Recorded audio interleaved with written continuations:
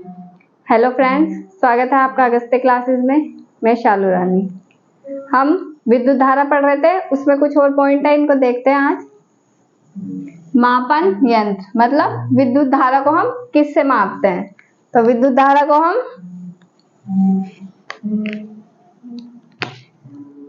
Ammeter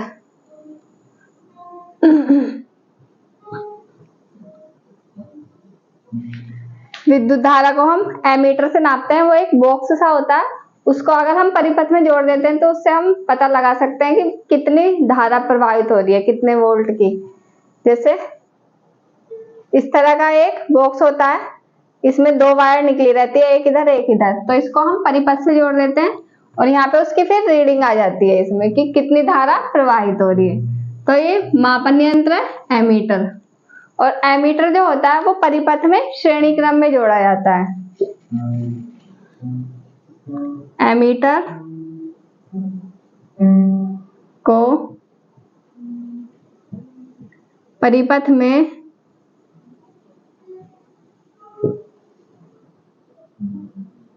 श्रेणी क्रम में जोड़ते हैं।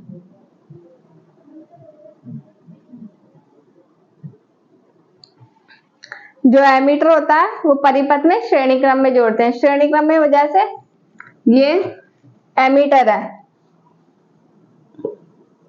ये हमारे पास कोई चालक है तो ये इसके साथ ही सीधा जुड़ जाएगा। फिर इधर यहाँ पे कोई बैटरी कनेक्ट होगी इससे और ये इसमें इस तरह से जुड़ जाएगा। तो ये श्रेणी क्रम होता है। अगर ये यहाँ पे ना जुड़ के इधर जुड़ता है, यहाँ पे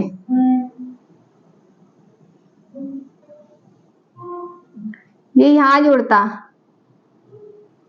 ये दोनों वायर आपस में कनेक्ट होती और ये इधर से निकलता, ये दोनों वायर कनेक्ट होके यहाँ से ये इसमें जुड़ता, ये वाला पोर्शन नहीं आता फिर ऊपर वाला।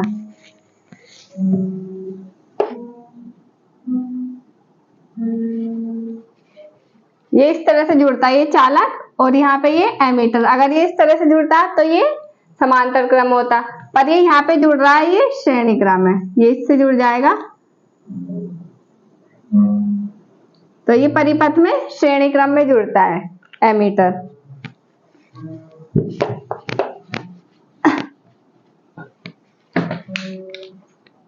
नेक्स्ट पॉइंट है दिशा। विद्युत धारा की दिशा, इसको हम कैसे पता करेंगे? जैसे हमारे पास कोई परिपथ है, ये कोई चालक है हमारे पास,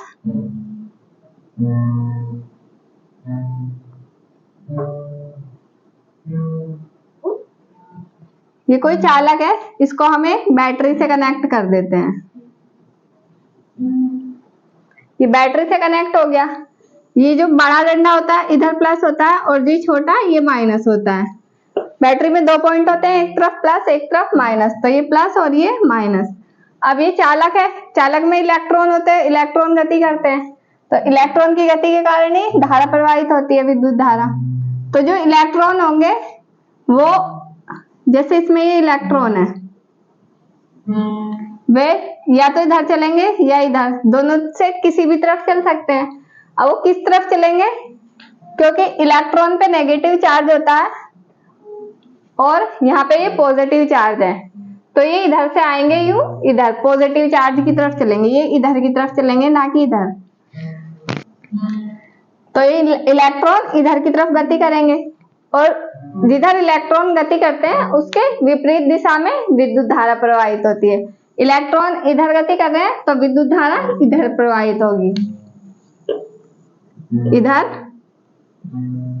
विद्युत धारा। तो विद्युत धारा की दिशा किधर होती है? इलेक्ट्रॉन के अपोजिट, जिधर इलेक्ट्रॉन गति कर रहे हैं उसके अपोजिट दिशा में विद्युत धारा प्रवाहित होगी।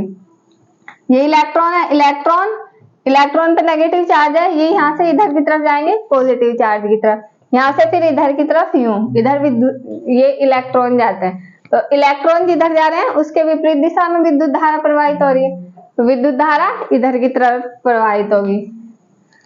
तो इसकी दिशा क्या होगी? इलेक्ट्रॉन की गति की विपरीत दिशा में।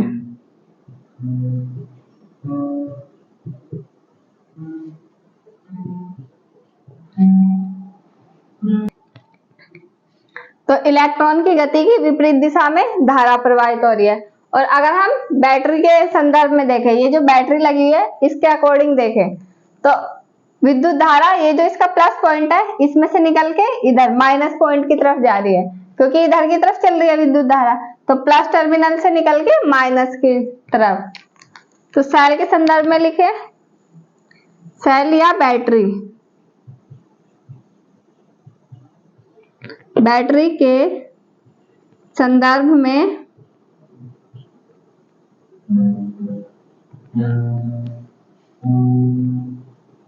विद्युत धारा पॉजिटिव धनात्मक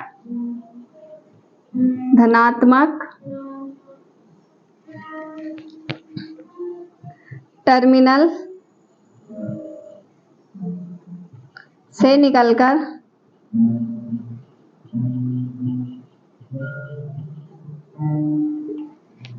ये नेगेटिव मतलब ऋणात्मक,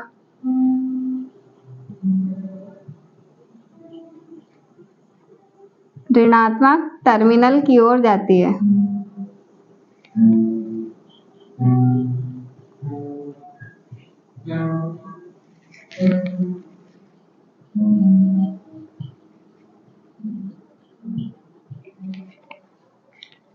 तो ये हो गया दिशा का। हम कैसे पता लगाते हैं, एक परिपथ लेंगे, इसमें एक चालक लगाएंगे और एक बैटरी लगाएंगे।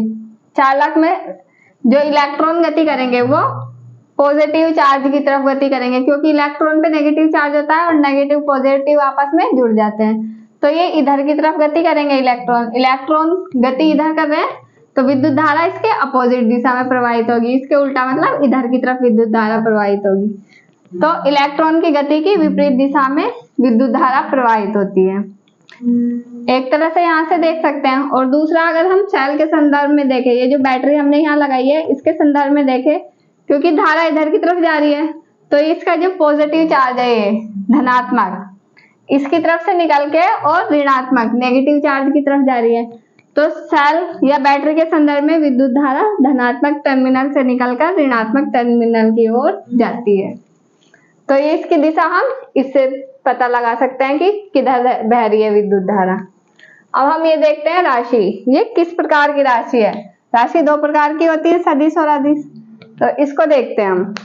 अब पहले हम कुछ रूल्स देख लेते हैं कि सदिश राशि जो होती है वो कौन से रूल को फॉलो करती है और अदिश कौन से रूल को फॉलो करती है। सदिश और अदिश, ये दो तरह की राशियां होती है, सदिश और अदिश। सदिश राशियां कौन से रूल को फॉलो करेगी और अदिश राशियां कौन से को। तो सदिश राशियों में क्या होता है, फर्स्ट नंबर, एक तो इसमें परिमाण होता है। परिमाण मतलब कोई भी वैल्यू होती है इन राशियों की, तो सदिश राशि में परिमाण होता है। परिमाण होता है, एक तो परिमाण होगा इसमें सदिश राशि में। दूसरा, सदिश, इसका शब्द से ही पता लग रहा है, सदिश मतलब जिसकी दिशा होती है, तो इनकी दिशा होती है। सेकंड पॉइंट है इसमें, दिशा होती है।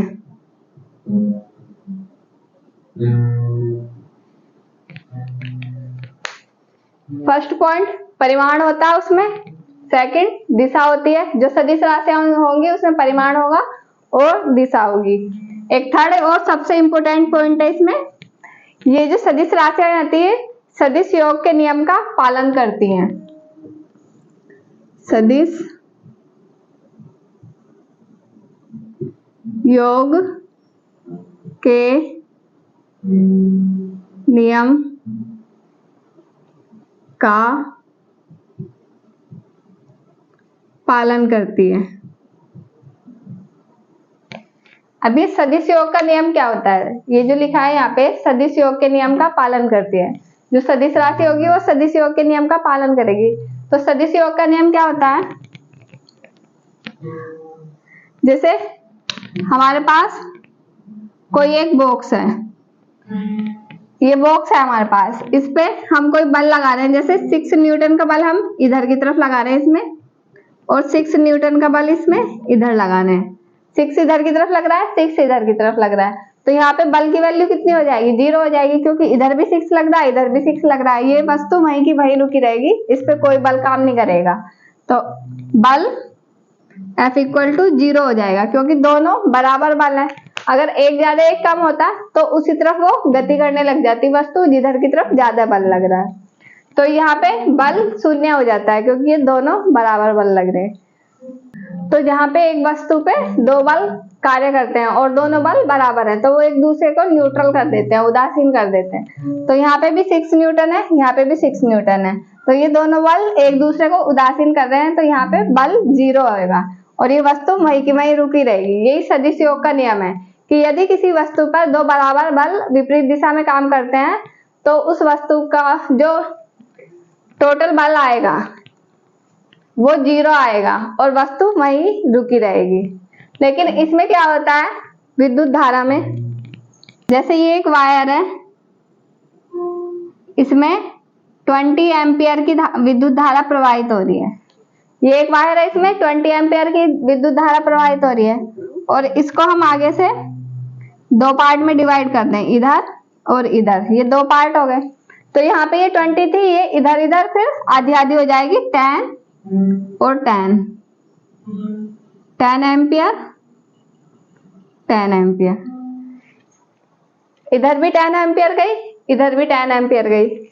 अब ये जो विद्युत धारा है ये दोनों तरफ बराबर है, लेकिन यहाँ पे जैसे इसमें हो रहा था टोटल बल 0 आ रहा था, यहाँ टोटल 0 नहीं आएगा। ये 10 एम्पियर इधर जा रही है, 10 एम्पियर इधर जा रही है, ये 0 नहीं होगी जैसे यहाँ पे 0 हो रहा था। तो ये इसका पालन नहीं करती सदिश योग के नियम का। ये सदिश योग का नियम ये कहता है कि अगर दोनों तरफ बराबर बल काम कर रहा है या बराबर धारा बह रही है दोनों तरफ, तो वो 0 हो जाएगा टोटल उसका। लेकिन इसमें ऐसा नहीं होता, यहाँ पे भी 10 एम्पियर बह रही है, यहाँ पे भी 10 एम्पियर बह रही है, ये 0 नहीं होगी इसकी वैल्यू। तो ये जो विद्युत धारा है ये सदिश योग के नियम का पालन नहीं करती, इसलिए ये सदिश राशि में नहीं आएगी। अब अदिश राशि में क्या होता है, केवल परिमाण होता है।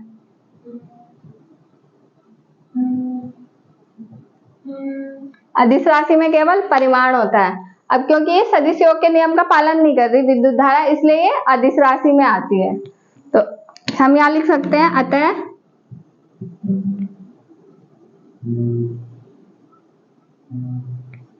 क्योंकि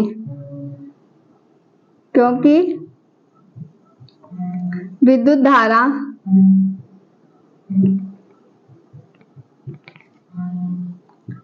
सदिश योग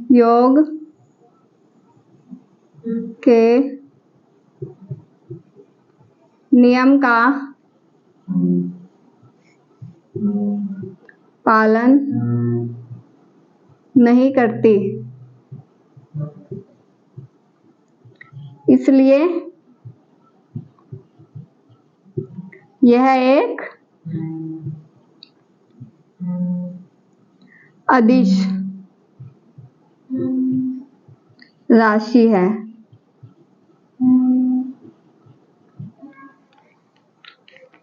क्योंकि विद्युत धारा सदिश योग के नियम का पालन नहीं कर रही। सदिश राशियां इन नियमों का पालन करती है, लेकिन विद्युत धारा सदिश योग के नियम का पालन नहीं कर रही, इस कारण वो अदिश राशि में आएगी।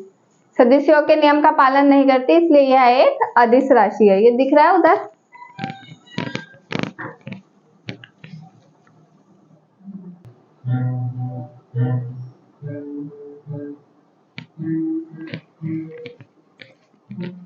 अब दिख रहा होगा, ये दिख रहा नहीं था पहले। तो आज ये क्या क्या करा हमने, मापन यंत्र एमीटर होता है, एमीटर से हम विद्युत धारा को नापते हैं कि कितने एम्पियर की विद्युत धारा प्रवाहित हो रही है। एमीटर को परिपथ में श्रेणी क्रम में जोड़ते हैं। श्रेणी क्रम में बताया था मैंने, जैसे ये चालक है और यहाँ पे हम एमीटर जोड़ रहे हैं, तो ये श्रेणी क्रम हो जाता है। यहाँ पे बैटरी, इस तरह से इसको हम श्रेणी क्रम में जोड़ते हैं। अब विद्युत धारा की दिशा देखनी है हमें, दिशा का कैसे पता लगाएंगे? ये एक चालक है, इसको हमने बैटरी से जोड़ दिया है। चालक में जो इलेक्ट्रॉन होंगे, इलेक्ट्रॉन पे नेगेटिव चार्ज होने के कारण वो पॉजिटिव की तरफ जाएंगे, और इलेक्ट्रॉन जिस तरफ गति करते हैं उसके विपरीत दिशा में विद्युत धारा बहती है। तो इलेक्ट्रॉन की गति की विपरीत दिशा में विद्युत धारा प्रवाहित होती है। और सेल के संदर्भ में देखें, ये सेल जुड़ी हुई है यहाँ बैटरी। सेल या बैटरी के संदर्भ में विद्युत धारा धनात्मक टर्मिनल से निकलकर ऋणात्मक टर्मिनल की ओर जाती है। जैसे ये इधर आ रही है, यहाँ पे आ गई है, फिर ये यहाँ से पॉजिटिव से निकलेगी इधर, फिर ऋणात्मक पे आएगी, पॉजिटिव से नेगेटिव पे आएगी, तो धनात्मक से ऋणात्मक की तरफ जाती है। थर्ड हमने करा राशि। राशि को देखा हमने कि ये सदिश राशि है या अदिश, सदिश और अदिश। सदिश राशि इन नियमों का पालन करेगी। परिणाम होता है उसमें, परिमाण, दिशा होती है, और सदिश योग के नियम का पालन करती है। लेकिन जो विद्युत धारा है ये सदिश योग के नियम का पालन नहीं करती। ये दोनों तो होते हैं, उसमें परिमाण भी होता है और दिशा भी होती है, लेकिन सदिश योग के नियम का पालन नहीं करती, इसलिए इसको अदिश राशि में रखा गया। जैसे इसमें सदिश योग का नियम यह है कि अगर दो तरफ बराबर बल कार्य कर रहे हैं या बराबर धारा बह रही है तो उसका टोटल वैल्यू 0 हो जाएगी। लेकिन यहाँ पे 0 नहीं होती धारा में, बल में यहाँ पे 0 हो रही है, लेकिन विद्युत धारा में 0 नहीं हो रही, इसलिए इसको अदिश राशि में रखा गया। क्योंकि विद्युत धारा सदिश योग के नियम का पालन नहीं करती, इसलिए यह एक अदिश राशि है। तो आज की क्लास में इतना ही था। क्लास अच्छी लगी हो तो शेयर करें, लाइक करें, कमेंट करें और चैनल को सब्सक्राइब करें। Thank you.